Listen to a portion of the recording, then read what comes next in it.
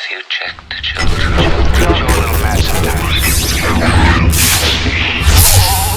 Hi, I'm Chucky. Wanna play? Sometimes that is better. You're gonna need a bigger boat.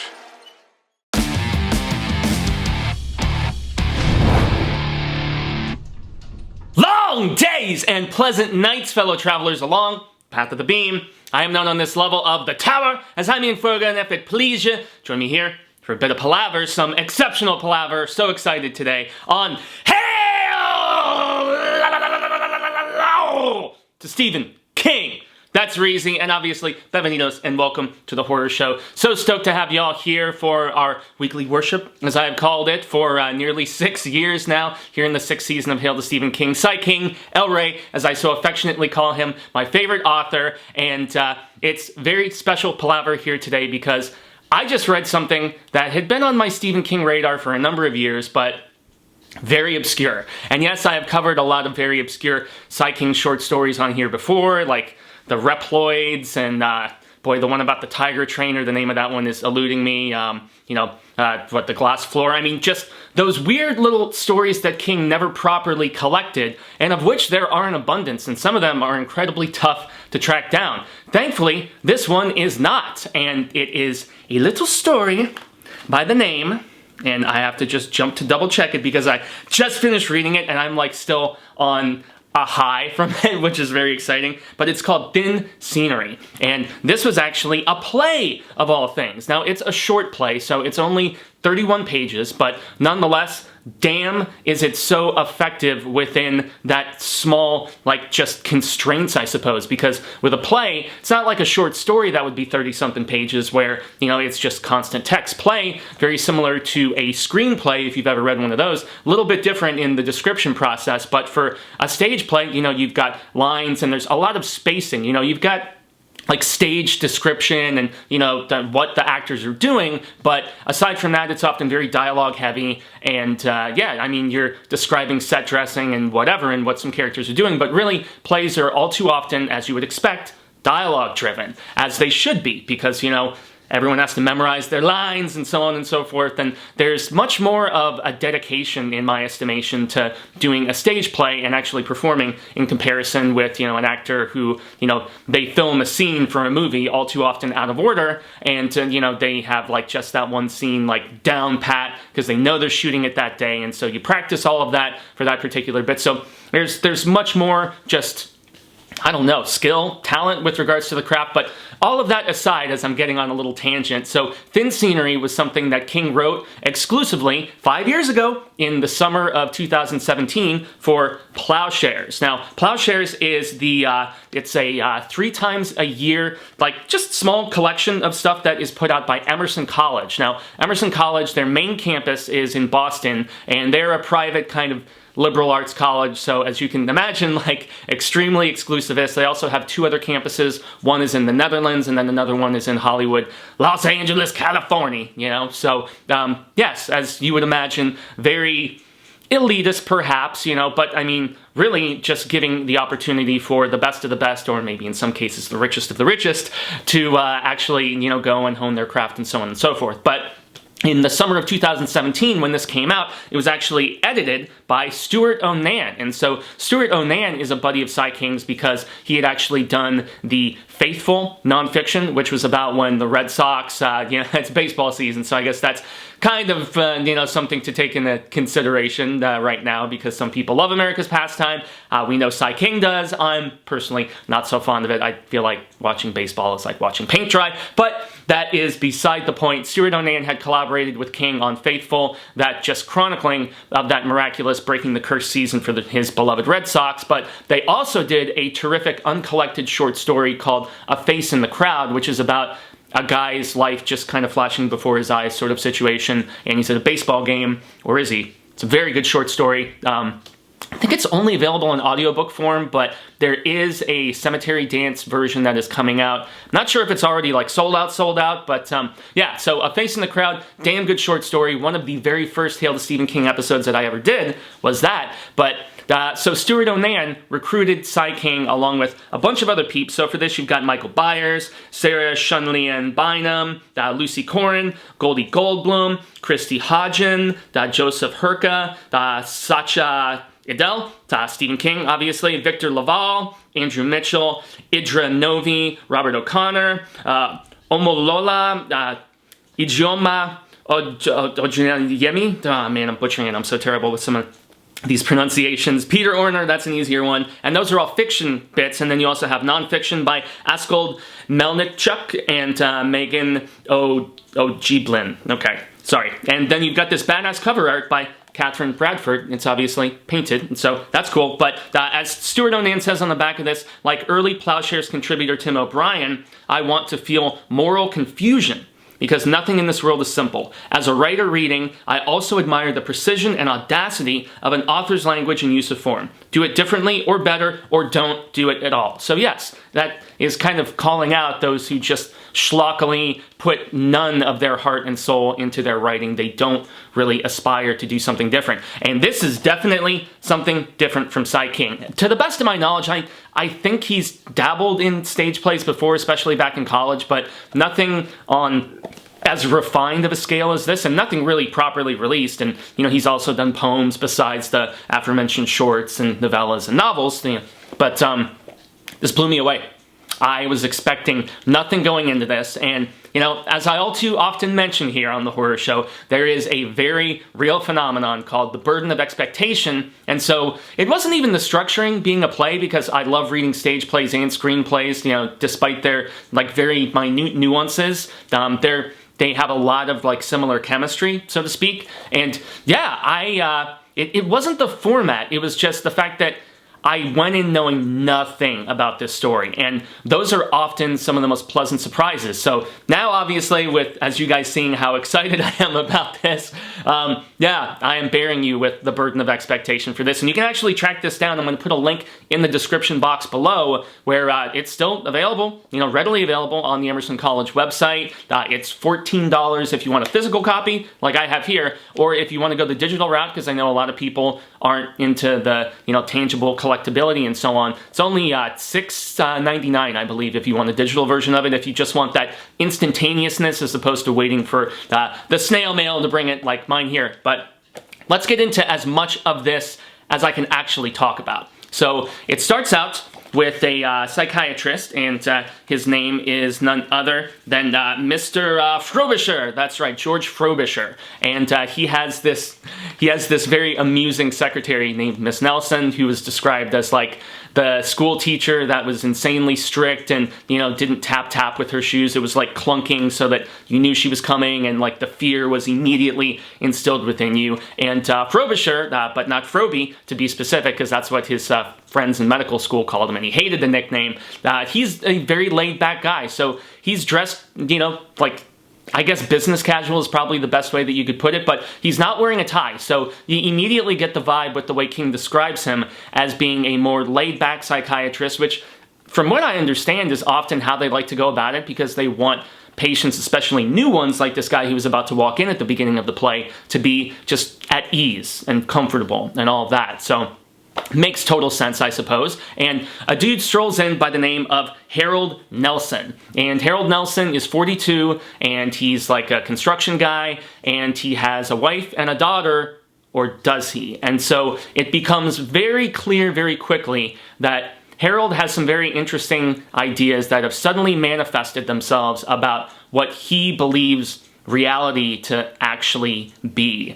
And it's a analysis about a breaking point that he has during a rainstorm, and where he goes home and starts to kind of, at least in his mind, figure some things out about the fact that, and I'm trying to be as vague as possible because I want you to read this story. It's awesome. It blew me away. And the fact that it's never really talked about gives me the impression that a lot of people aren't even aware of its existence, which is what made it even more exciting for me to read this. And Frobisher and Harold, or George and Harold, the psychiatrist and this new patient that got a referral from his main physician, they just get into this existential discussion about the nature of reality and perception, and if there is unified perception. And they talk about the fugue state of those who start to believe that, life is but a play and I'm being watched, and so on and so forth. And this story 100% could not have been told in any other way aside from a play, because this thing constantly breaks the fourth wall. And so I was envisioning myself as an audience member actually sitting there and watching this kind of play out, so to speak, and I would love to stage something like this. I would love to be in an audience just to see their reaction, because it would be even more exciting than my reaction to this on page. Like seeing an unsuspecting, an audience going in as blindly as I did, and they're like, oh, play by Stephen King, cool, I'm excited to see what that's about. And then they get this, and immediately, in the first few pages, Miss Nelson, the secretary for Dr. Frobisher, she immediately breaks the fourth wall after somebody's cell phone rings in the audience, and she addresses the audience right away and is like, turn those off, don't you respect the theater? And it sets the stage for the kind of stuff that we're going to get throughout this tale. Most notably the fact that there is, so the background, so like you've got stage left and stage right, so on.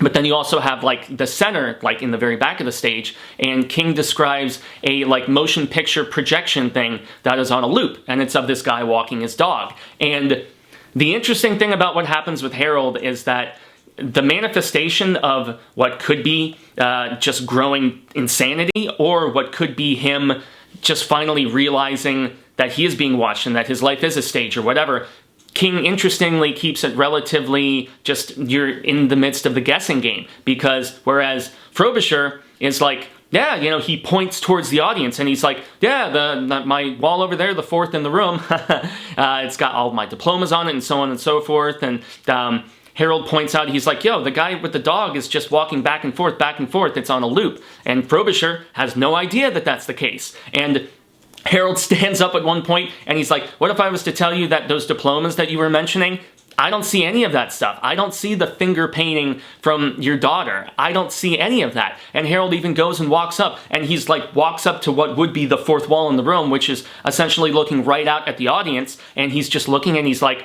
all I see is a bunch of people watching us. It's such a brilliant concept, and yet King, the gimmick doesn't wear itself out because of how much just discourse and theorizing and debating transpires. And I've got a little passage that I feel like encompasses a really good aspect of the debate that happens between this psychiatrist and this new patient, and I bookmarked it with my, anybody remember Dinosaurs Attack? Yeah.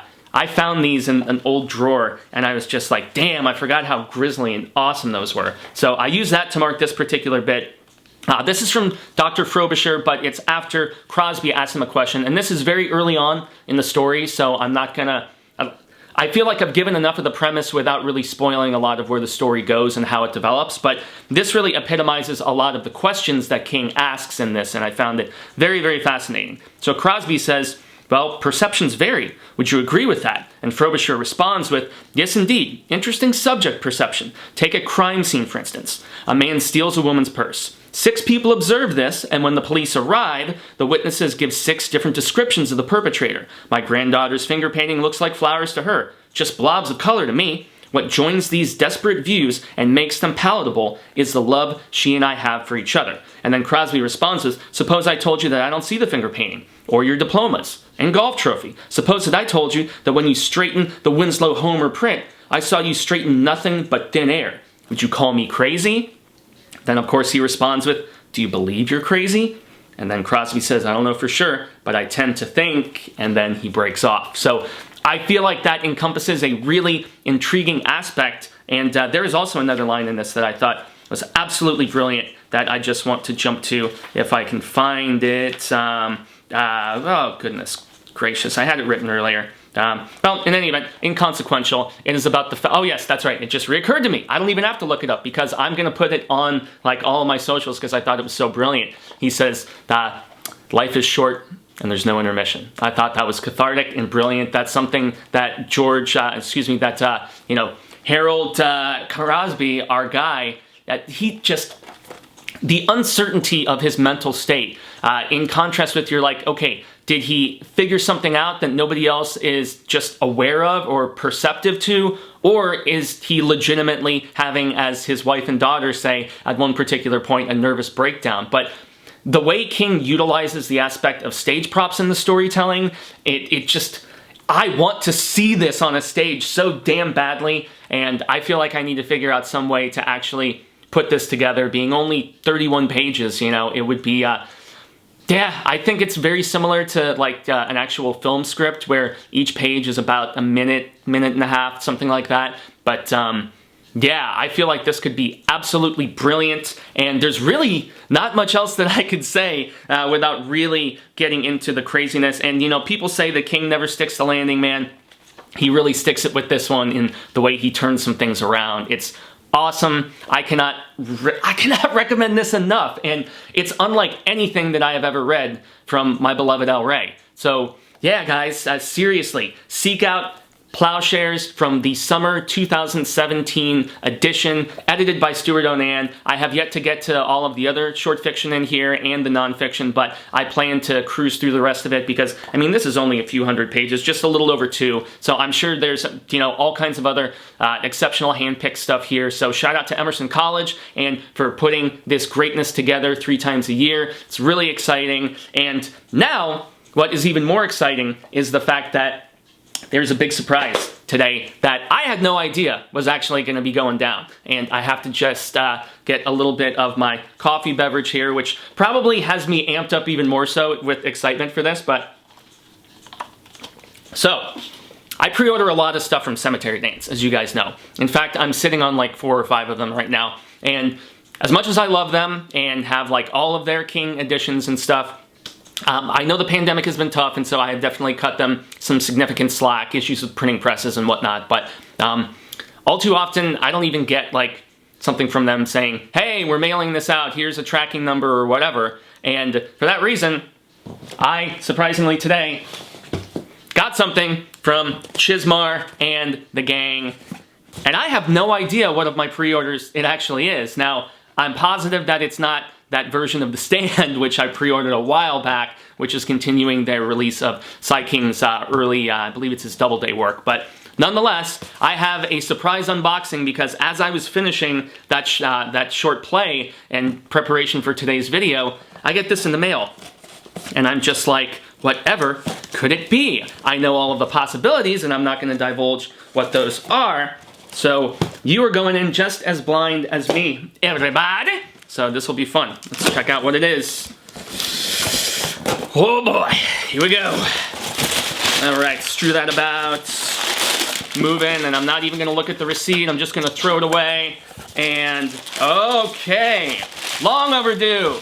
I really wish I would have gotten this back when I was doing all of the coverage of this trilogy that I was not super fond of, but here we have the deluxe edition of Gwendy's Magic Feather. Now, Gwendy's Magic Feather is the second book in the trilogy, and the only of the 3 Gwendy books that King did not actually have a hand in writing. I have gone on record to say that it is most def the weakest of the trilogy. I kind of feel like very little of anything actually happened, and so that was kind of a bummer. But let's open this up and let's see what this is all about. Okay, so there is our cover artwork right there, yeah? And one of the reasons that I actually ordered this, despite not being a fan of the trilogy really at all, with the exception of the first one, I do kind of like the first one. Third one had some meritable stuff, but the second one, this one, was incredibly forgettable. But this has a foreword from Sai King, but they had also said that, so we got it, yep, limited to 1 of 750, signed by Chismar, so we got that. But this was supposedly going to have a brand new thing from Stephen King in it. And, let's see. Okay, Writing Stories is basically playing. I'm wondering if this is the same, because there is a foreword, yep, 2019, so that's the same foreword that we had before. But let's see if there's anything cool floating in the back here. So let's actually take a look at some of the artwork in this. So, yep, there is her Oscar that is mentioned in the book. Now, who did the artwork for this? I want to double check because that's one of the exciting bits. Trying to remember. I remember. Okay, artwork. Cover art is by Francois Vaillancourt. The interior is by Keith Minion, so that's what we just saw when we were looking at the Oscar. So let's check out another image. So there is, yep, Gwendy grasping for a coin. So that's okay, I guess. Let's see what this one looks like. Oh, maybe that wasn't an illustration. I'm curious how many illustrations we're actually going to have in this. So, wow, very reminiscent of the area that our young lady in Joe Hill's story drives through. Yep, and there we have Ferris's hat, black and white. I do like this artwork, though, I must admit. I believe that it's very similar to Glenn Chadbourne's. So there is the aforementioned magic feather from the title. And let's jump to another illustration. There's not an abundance of them. Well, yeah. And then just another hand and feather. I must say I'm a little underwhelmed, especially, I mean, similarly as I was underwhelmed with this story in the first place. So there's Gwendy with her kind of touch sensation as she's kind of figuring out the case, because this is near the end of the story. And yeah, this is where some of the discovery stuff is being made about the identity of the killers, because I'm not trying to spoil this here, but oh, interesting. So this is what I spent the money for, I guess. So there is a bonus section featuring samples of Stephen King's handwritten corrections. So I guess that was, so what I'm assuming is that, wow, really, this is what, for some lackluster illustrations and King corrections. And there's how many pages of King corrections? 1, 2, 3, 4, 5, 6, 7. Wow. This book was marketed on the Cemetery Dance website as being having an exclusive bit from Sai King, not available anywhere else.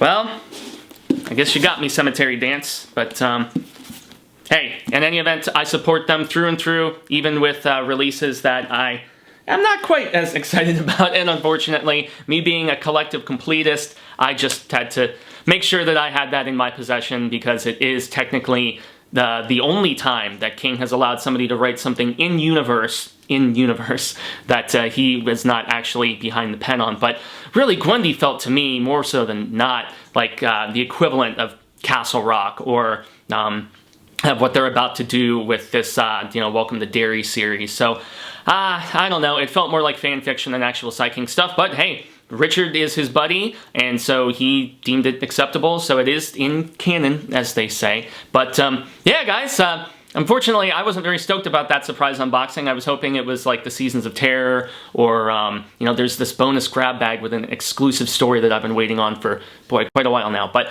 obviously, that was not what I got today. It was, technically, a Richard Chismore book in King verse. But, hey, you can't win them all, but more so than anything, track down that Ploughshares short story, or short play, I should say. It's incredible. Thin scenery. I'm still on, like, I'm not going to let that Gwendy's magic feather and how I'm just not super excited about it bring me down, because, wow, that short play was awesome. So, in any event, I extend a grande gracias. I've been Jaime Fuego. You can find Wall on all social media sectors like Twitter, Instagram, Facebook. I've got all kinds of older content on my YouTube, and I'm staring down a big relaunch for the beginning of July, which is exciting. There's been technical issues, hiccups, trying to figure out what the new setup is actually going to entail, because I finally have a green screen, and also, I'm in the midst of trying to go back to school here in the fall at Arizona State, so that's exciting. Lots of stuff happening in my life, which I'm blessed to have the opportunity to do, but I'm obviously, hashtag blessed to have hosted this show as long as I have, and to have been a part of the horror show as long as I have too. A like, a share, a subscribe helps us out here, and if you would like to become a patron for the horror show and ask us for reviews of stuff, commentaries, we have a boogie box, all kinds of fun stuff there. So if you would like to support the channel in that particular fashion, it is supremely appreciated. And yes, just for some reminders here, next week I'm going to be covering for its 15-year anniversary, I believe, 1408. I have talked about the short story previously, but I'm going to be doing a deep dive into comparing the film to the short from Everything's Eventual. And then, last but not least, the book of the month for here in the month of June, for its own anniversary, is The Drawing of the Three, Dark Tower 2. It's been interesting revisiting the Dark Tower books out of order, so I can just kind of look at them as their own separate entity, as opposed to in the grand scheme of the Tower. I've been a little critical of Drawing of the Three over the years, how it's not one of my favorites. I know it's where there is a massive amount of universe expansion going in King's most epic saga ever, but I don't know. I'm excited to look at it from a new set of lenses. It'll be like the 4th or 5th time, I think, reading it. But yes, excited to just look at it as an individual thing and focus on its own merits and things that I probably still have issues with. So yes, the first Tuesday of July, next month, we will be having our live Book of the Month discussion all about that, and I will reveal what the July Book of the Month is. And then lastly, if you would like to have further palaver, there's the Hail to Stephen King Facebook group, over 1,000 strong, lots of great palaver, lots of longtime members there, all kinds of interesting insight, and yes, it's Everything King and said King family, which shout out to our review of The Black Phone, the big screen adaptation of the Joe Hill short story, directed by Scott Derrickson. We have a review of that here on the channel already, because Cecil and I saw an early screening, and I will also link that in the end credits here. So, all right, everybody, that's it until next week, and until the Wheel of Ka comes around once more. Hasta luego, sin amigos, constant readers and viewers alike. Say thank you. I'm hopeful we share more of this palaver sooner rather than later and have been well met today. And until then, remember to stay scared and read Stephen King's Thin Scenery, Ploughshares from Emerson College, summer 2017. The Year of the King.